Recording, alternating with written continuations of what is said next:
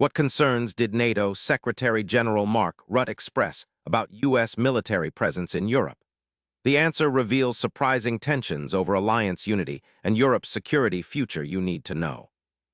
Mark Rutte highlighted a major concern that the U.S. military presence in Europe might become less reliable.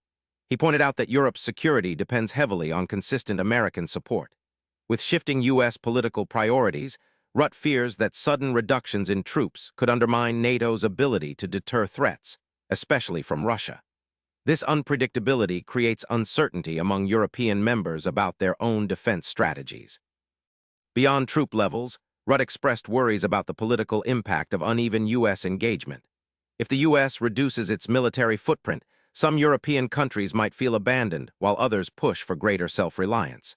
This could lead to fractures within NATO, weakening the alliance's cohesion. Rutte stressed the importance of all members standing firm together to maintain a strong deterrent against aggression. Rutte's concerns also point to a broader question: can Europe defend itself without the U.S.?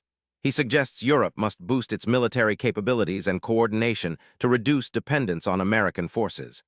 This shift could reshape the continent's security landscape, leading to new defense initiatives and spending. Rutte's warnings act as a call to action for European leaders to prepare for a more autonomous security role.